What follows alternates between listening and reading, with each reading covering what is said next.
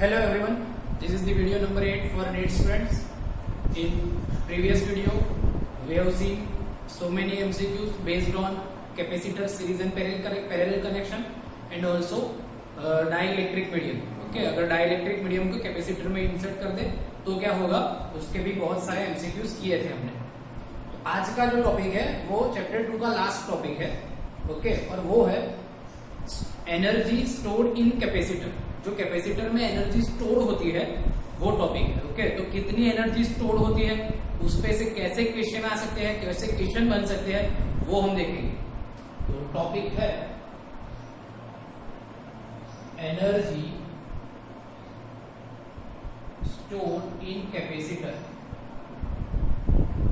Okay, capacitor में जो भी एनर्जी स्टोर होगी वो सबसे पहले हम देखेंगे कैपेसिटर में कैसे एनर्जी स्टोर होती है, क्यों एनर्जी स्टोर होती है. ओके, सो सपोज हम एक पैरेलल प्लेट कैपेसिटर लेते हैं.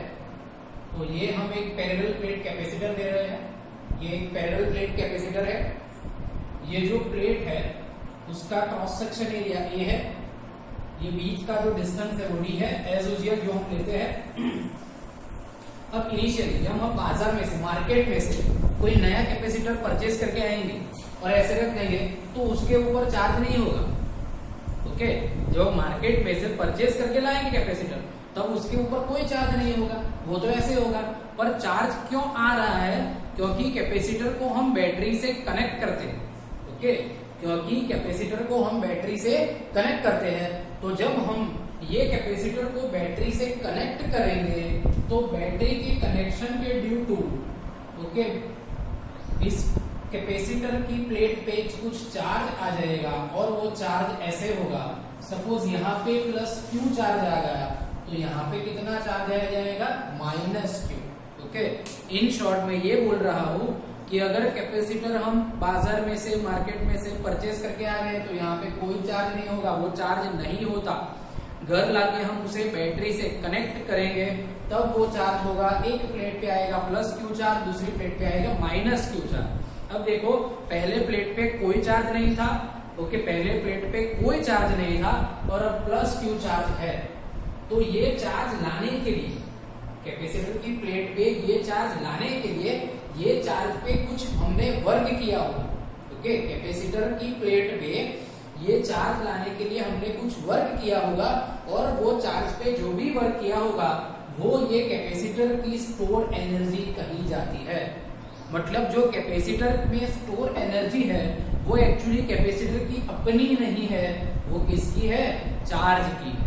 ओके, तो इन शॉर्ट याद रखो ये कि कैपेसिटर पे कोई चार्ज नहीं था, कैपेसिटर की प्लेट पे चार्ज लाए तो कैपेसिटर की प्लेट पे चार्ज लाने के लिए चार्ज पे कुछ वर्क करना पड़ा और जो वर्क करना पड़ा वही इस कैपेसिटर में स्टोर होगा. ओके, और उसी को क्या बोलेंगे हम, energy stored in capacitor. Okay, तो इन शॉर्ट ये चार्ज की जो एनर्जी होगी, ये चार्ज की जो एनर्जी होगी वही एनर्जी होगी कैपेसिटर की. अब आपने इक्वेशन भी डिराइव किया होगा, जो रेगुलर स्टडी है वो रेगुलर स्टडी में एनर्जी स्टोर्ड इन कैपेसिटर की जो फॉर्मूला है वो डिराइव की होगी. ओके, तो एनर्जी की फॉर्मूला सपोज हम उसे यू बोलते हैं, तो एनर्जी की फॉर्मूला आपने ऐसे डिराइव की होगी. एक तो है half CV square. Okay, energy ये कैपेसिटर में जो भी स्टोर एनर्जी है, एक फॉर्मूला होगी हाफ CV स्क्वायर. फिर दूसरी फॉर्मूला होगी Q square by 2C. Okay, और एक तीसरी फॉर्मूला आपने लिखी होगी हाफ QV. ओके, ये सारी फॉर्मूला कहाँ से आती है, तो C is equal to Q by V रखें. ये यहाँ पे V की वैल्यू रख दो, ये इक्वेशन में V की वैल्यू रख दो, ये आ जाएगा. ओके, और इसमें अगेन C की वैल्यू रख दो तो ये आ जाएगा. तो ये तीनों फॉर्मूलास है. किसकी फॉर्मूला है, तो कैपेसिटर में जो स्टोर एनर्जी है तो उसकी formula C capacitance, V potential किसका, बैटरी का. ये कैपेसिटर के अलोंग जो भी हम बैटरी कनेक्ट करेंगे वो बैटरी का पोटेंशियल है, ये V. Q है कैपेसिटर की प्लेट ऊपर का चार्ज. ओके, तो ये है फॉर्मूला. और एक दूसरी चीज इंपॉर्टेंट, पैरेलल प्लेट कैपेसिटर के लिए, पैरेलल प्लेट कैपेसिटर के लिए U is equal to half CV square तो है ही. Okay, U is equal to half CV square तो है. अब इसमें हम अगर C is equal to epsilon 0 A by D रखें C is equals to epsilon 0 a by D रख दे और V is equals to TD रख दे। ओके, इस इक्वेशन में C is equals to epsilon 0 a by D और V is equals to TD रख दे, तो ये फॉर्मूला, ये जो फॉर्मूला है वो ऐसे आ जाएगी हाफ, तो ये फॉर्मूला ऐसे आ जाएगी, ये दोनों वैल्यू प्लेस करें तो half epsilon 0 E square AD. Okay, ये फॉर्मूला ऐसे आ जाएगी। तो ये है पैरेलल प्लेट कैपेसिटर की एनर्जी की formula, total parallel plate capacitor में जो एनर्जी होगी उसकी फॉर्मूला। अब हम एक नई चीज देखेंगे, वो है energy per unit volume. Okay, energy per unit volume, energy per unit volume, उसे एनर्जी डेंसिटी भी बोलते हैं। Energy per unit volume means energy divided by volume. अगर ये एनर्जी को वॉल्यूम से डिवाइड कर दो तो इसे क्या लिख सकते हैं हम, सपोज इसको स्मॉल यू लिखते हैं तो वो आ जाएगा half epsilon 0 E square. Okay done. So ऐसे हम एनर्जी पर यूनिट वॉल्यूम भी फाइंड कर सकते हैं, ये टोटल एनर्जी और ये है एनर्जी पर यूनिट वॉल्यूम। तो ये है topic energy store in capacitor. आपको पहले इतनी थियरी एकदम याद होनी चाहिए अच्छे से, फिर हम उसके एमसीक्यू कर सकेंगे। अब हम देखेंगे उसके एमसीक्यू में वेरिएशन कैसा होता है, ये सब आपको पता ही होगा। एक चीज याद रखना जरूर कि ये जो कैपेसिटर की जो एनर्जी है वो एक्चुअली किसकी एनर्जी है, चार्ज की एनर्जी है। किसकी एनर्जी है, चार्ज की। ओके, तो ये वो याद रखना ध्यान से। अब आगे, अब हम देखेंगे एमसीक्यू में कैसा वेरिएशन होता है। ओके, जो एमसीक्यू इससे रिलेटेड होते हैं उसमें कैसा वेरिएशन होता है वो हम देखेंगे। सबसे पहला एमसीक्यू बहुत इजी वो ऐसा होता है कि मान लो कि एक कैपेसिटर है, इसको एक बैटरी से कनेक्ट कर दिया। ओके, सपोज ये इसका कैपेसिटेंस 10 माइक्रोफैराड है, ये बैटरी 5 वोल्ट की है। ये इसमें जो एनर्जी स्टोर है वो फाइंड करो। पूछा गया है कि इसमें जो एनर्जी स्टोर है वो फाइंड करो, तो आप फाइंड कर सकते हो, that is the half C V square. Okay, सब वैल्यू पुट कर दो, आंसर आ जाएगा हाफ सी मतलब 10 into 10⁻⁻⁶, वी मतलब 5 square. You can tell the answer. Okay, ऐसे आपका आंसर आ जाएगा, इसमें कोई खास बात नहीं है। लेकिन अब इसमें ही एक वेरिएशन आता है। वो कैसा वेरिएशन आता है, देख कि पहले ये एक कैपेसिटर था जिसका कैपेसिटेंस 10 माइक्रोफैराड है, जिसको हम C ले लेते हैं, कैपेसिटेंस C। बैटरी 5 वोल्ट की है, ये 5 वोल्ट को हम V ले लेते हैं। ओके, तो पहले ये कैपेसिटर को बैटरी के साथ ज्वाइंट किया, फिर क्या किया कि बैटरी को निकाल दिया, फिर बैटरी को निकाल दिया और एक ऐसा ही दूसरा कैपेसिटर यहाँ पे ज्वाइंट कर लिया, कनेक्ट कर लिया। ओके, अगेन मैं बोलता हूँ क्या करते हैं इसमें कि ये कैपेसिटर तो है ही, इसको पहले बैटरी के साथ ज्वाइन किया। अब क्या होगा कि बैटरी निकाल दी और ऐसा ही एक दूसरा कैपेसिटर कनेक्ट कर लिया, तो क्या होगा, तो देखो वो कैसा एमसीक्यू आएगा कि आपको ऐसा बोलेगी कि एक कैपेसिटर है, ओके, जिसका कैपेसिटेंस सपोज C है, इसको एक बैटरी से कनेक्ट करते हैं, बैटरी का वोल्टेज V है। ओके, जैसे कैपेसिटर को बैटरी से कनेक्ट करेंगे यहाँ पे कुछ चार्ज आ जाएगा। ओके, मान लो कि सपोज चार्ज Q है, मान लो चार्ज Q है।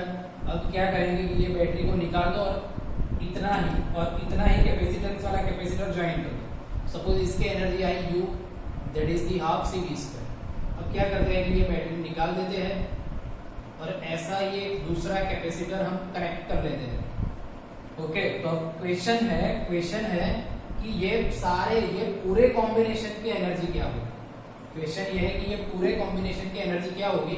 तो इसके पास तो चार्ज था पहले से, इसका कैपेसिटेंस C है, इसका कैपेसिटेंस C है, लेकिन ये पहले से चार्ज था नहीं। ओके, क्योंकि ये तो नया ही कैपेसिटर रखा हुआ है, बैटरी निकाल दी और एक नया कैपेसिटर डाल दिया, तो ये कैपेसिटर तो पहले चार्ज नहीं होगा। ओके, तो पहले क्या होगा कि यहाँ पे चार्ज Q है और यहाँ पे चार्ज 0 है। तो चार्ज Q ये कैपेसिटर 1 से कैपेसिटर 2 पर फ्लो करेगा। ओके, ये चार्ज Q कैपेसिटर 1 से कैपेसिटर 2 पर फ्लो करेगा। कब तक फ्लो करेगा, तो जब तक दोनों में चार्ज सेम नहीं हो जाता, सॉरी दोनों में पोटेंशियल सेम नहीं हो जाता। ओके, अगेन मैं रिपीट करता हूँ कि कैपेसिटर 1 से कैपेसिटर 2 पर चार्ज फ्लो करेगा। कब तक चार्ज फ्लो करेगा? तो जब तक दोनों का पोटेंशियल सेम नहीं हो जाता। ओके, अब यहाँ पे देखो दोनों का कैपेसिटर सेम है, तो दोनों का पोटेंशियल सेम करना हो तो पोटेंशियल की formula V is equals to Q by C। तो दोनों का पोटेंशियल सेम करना हो, कैपेसिटर सेम है, तो दोनों का चार्ज भी सेम होना चाहिए। तो दोनों का चार्ज अब कैसे सेम होगा? तो वो देखो, इससे हम दूसरी फिगर ड्रॉ करते हैं।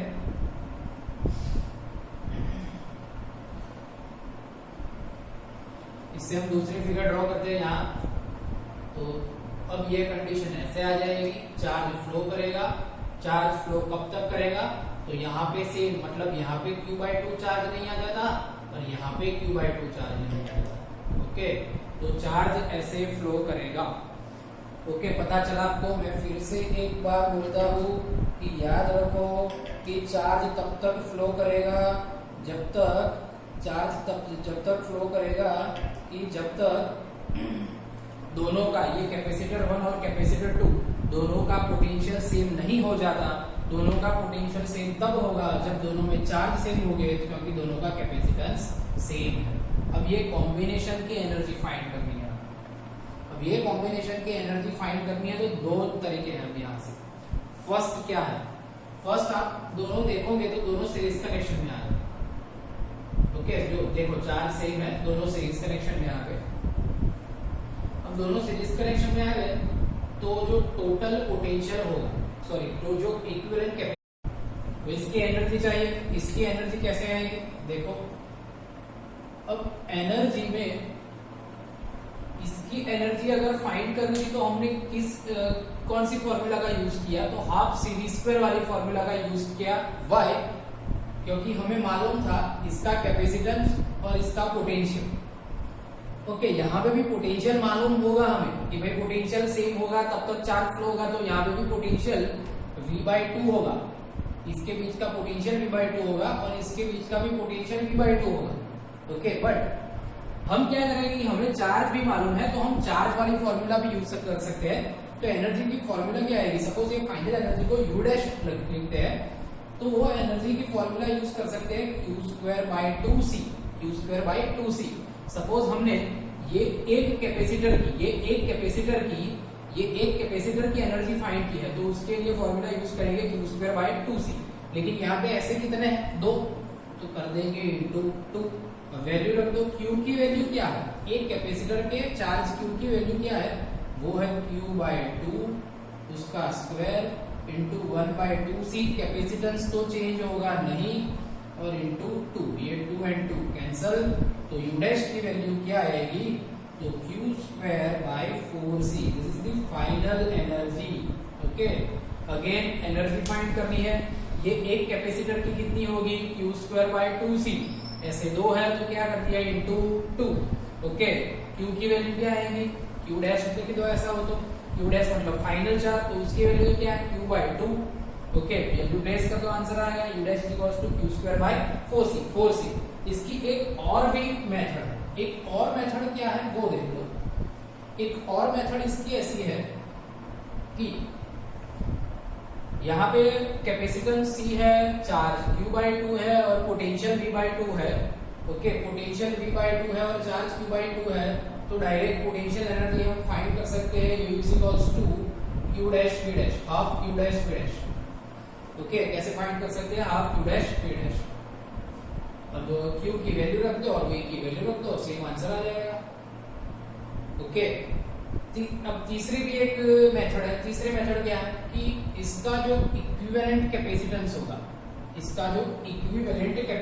होगा, सीरीज कनेक्शन है, तो क्या होगा? C/2 सीरीज कनेक्शन में है तो। ओके, तो अब हाफ CV स्क्वायर यूज करके भी आप ला सकते हो, लेकिन आप यूज करेंगे ये फॉर्मूला। वाई? क्यों? उसका आंसर बताता हूँ। यहाँ पे हमें क्या बोला गया कि ये जो कैपेसिटर है जिसका कैपेसिटेंस C है, ऐसा ही कैपेसिटेंस वाला एक दूसरा कैपेसिटर ज्वाइन कर लिया यहाँ पे। अगर आपको ऐसा बोले कि ये C कैपेसिटेंस वाला नहीं, कोई दूसरा कैपेसिटेंस वाला, मतलब कोई C डैश वाला कैपेसिटर यहाँ पे कनेक्ट किया है, तो भी आप यही फॉलो करेंगे तो ये इजी पड़ेगा। ओके, इसलिए ये यूज किया है हमने। अगर सी डैश वाला किया है तो अगेन जब तक पोटेंशियल सेम ना हो तब तक चार्ज फ्लो करेगा, तो फर्स्ट चार्ज फाइंड कर लेने का बाद में आंसर आ जाएगा। ओके, वैसा भी पूछा जा सकता है, लेकिन वो कब, जब बहुत ही हार्ड पेपर हो तब। नीट में जनरली ऐसा नहीं पूछेगा। तो ये एक फ्लो, ऐसा एक एमसीक्यू पूछा जा सकता है।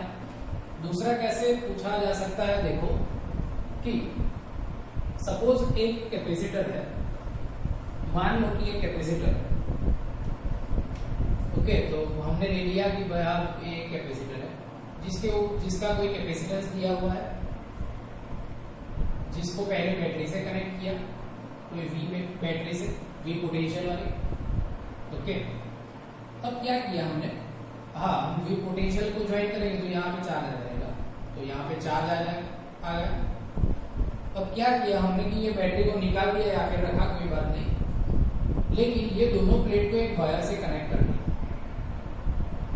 ये दोनों प्लेट को एक वायर से कनेक्ट कर दिया, तो एक प्लेट से दूसरी प्लेट पर, एक प्लेट से दूसरी प्लेट पर, एक प्लेट से दूसरी प्लेट पर कितनी हीट एनर्जी फ्लो होगी। ओके, और कितनी एनर्जी फ्लो होगी, ऐसा क्वेश्चन है। तो जितनी एनर्जी कैपेसिटर के पास होगी, that is the half CV square, उतनी ही हीट एनर्जी फ्लो होगी, याद रखना है।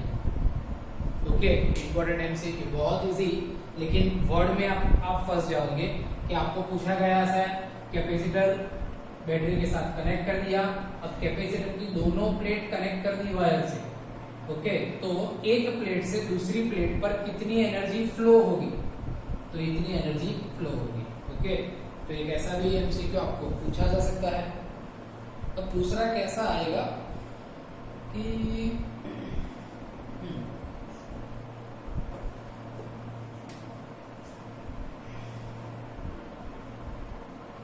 सपोज ऐसा है कि एक कैपेसिटर है, कोई एक कैपेसिटर, उस पर इनिशियली कोई चार्ज नहीं। ओके, उस पर इनिशियली कोई चार्ज है नहीं, तो चार्ज 0।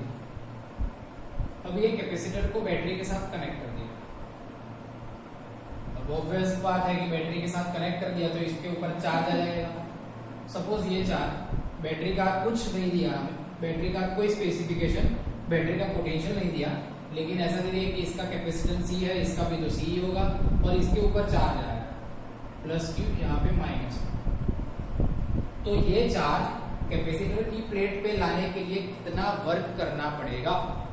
क्वेश्चन ये है कि ये कोई कैपेसिटर है और ये कैपेसिटर की प्लेट पे ये Q चार्ज लाने के लिए कितना वर्क करना पड़ेगा, ये क्वेश्चन है।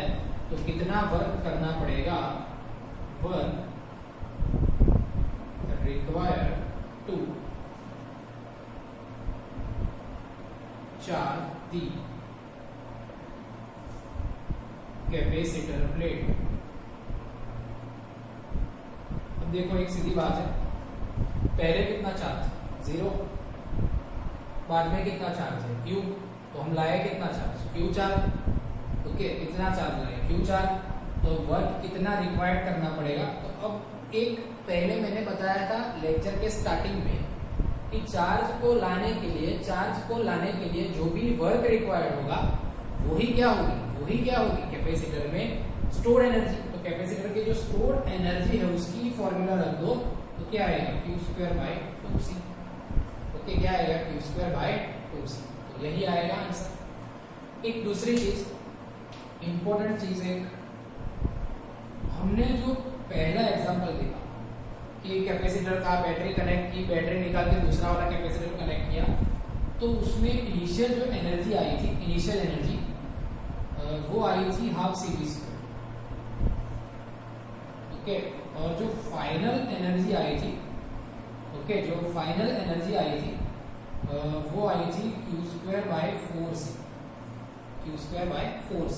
ओके, मतलब सपोज इसका आंसर 100 आया होगा तो इसका आंसर आएगा 50। सपोज इसका आंसर 100 जूल आया होता तो इसका आंसर ऑब्वियसली 50 जूल होता, क्योंकि वो हाफ हो गई। क्वेश्चन है कि इनिशियली एनर्जी 100 जूल थी, तो फाइनल एनर्जी क्यों 50 जूल हो गई, तो ये एनर्जी गई कहाँ। अगेन क्वेश्चन क्या है कि पहले एनर्जी 100 जूल थी, बाद में एनर्जी 50 जूल हो गई, तो एनर्जी गई कहाँ, तो एनर्जी कहाँ गई, तो कुछ थर्मल लॉसेस में चली गई, ओके, कुछ थर्मल लॉसेस में चली गई, कुछ चार्ज को फ्लो करने में चली गई।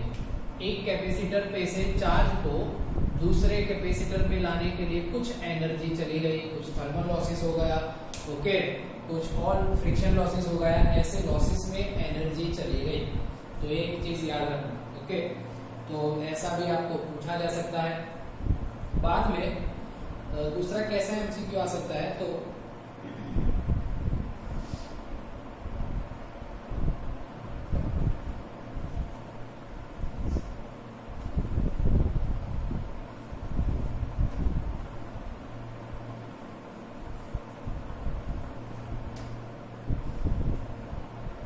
ये कैपेसिटर, ये बैटरी। क्वेश्चन है कि जो बैटरी की एनर्जी है, बैटरी की जो एनर्जी है वो और कैपेसिटर में जो स्टोर एनर्जी है वो, उसका रेशियो फाइंड करो। अब बैटरी का जो एनर्जी होगा, जो बैटरी एनर्जी देगा वो तो कितना देगा, क्यू, ओके, लेकिन कैपेसिटर का जो एनर्जी आएगा, स्टोर एनर्जी इन कैपेसिटर, वो क्या है, हाफ क्यू। तो अगर रेशियो फाइंड करना है, W by U फाइंड करना है, तो ऑब्वियसली वो क्या आएगा, 1/2, सॉरी 2/1, ओके, 2 डिनोमिनेटर न्यूमरेटर में चला जाएगा, तो ये रेशियो आएगा 2/1। तो यहाँ भी ऐसा क्यों हुआ कि सपोज मान लो बैटरी ने जो एनर्जी दी क्यू भी, लेकिन कैपेसिटर के पास क्यों हाफ क्यू भी आई, तो वो भी लॉसेस में चली गई। यहाँ पे डाइलेक्ट्रिक मीडियम हुआ, वो डाइलेक्ट्रिक मीडियम के लॉसेस में, फ्रिक्शन लॉसेस में, थर्मल लॉसेस में, ऐसे वेरियस लॉसेस में एनर्जी चली गई, ओके।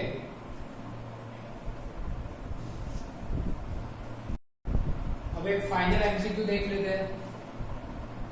मान लो कि हमें ऐसा दिया गया कि n कैपेसिटर है और वो सब कैपेसिटर पैरेलल में कनेक्ट किए हैं, ऐसे बहुत सारे कैपेसिटर, 1 2 3 ऐसे n कैपेसिटर ऐसे पैरेलल में कनेक्ट कर दिए। बैटरी है V वोल्ट की। तो ये सारे कॉम्बिनेशन में जो एनर्जी स्टोर होगी कैपेसिटर में वो क्या होगी, इसका कैपेसिटेंस C, इसका भी C, इसका भी C, सबका कैपेसिटेंस C, ऐसे 1 2 3 नहीं, n कैपेसिटर्स, इसको कनेक्ट कर दिया V वोल्ट वाली बैटरी से। तो ये सारे कॉम्बिनेशन की एनर्जी क्या होगी, तो ये सारे कॉम्बिनेशन की एनर्जी कैसे फाइंड करेंगे, तो सबसे पहले इक्विवेलेंट कैपेसिटेंस क्या आएगा, C', वो आ जाएगा NC, सबका समेशन वो NC। सारे कैपेसिटर पे पोटेंशियल क्या आएगा, V, ओके, फाइंड कर लो एनर्जी फाइंड कर लो, तो U is equals to half CV², लेकिन C की वैल्यू C' के V², C' की वैल्यू क्या आएगी, NC V², और ये है एनर्जी। अगर पैरेलल में कनेक्ट किया तो ऐसे हम एनर्जी पूरे कॉम्बिनेशन की फाइंड कर सकते हैं। दैट मींस अगर कैपेसिटर को सीरीज में कनेक्ट किया तो स्टोर एनर्जी है वो डिक्रीज हो जाएगी, लेकिन पैरेलल कनेक्शन में कनेक्ट किया तो स्टोर एनर्जी है वो इंक्रीज हो जाएगी। तो ऐसे एमसीक्यू आपको आ सकते हैं, ओके, आप प्रैक्टिस कर सकते हो। Thank you very much.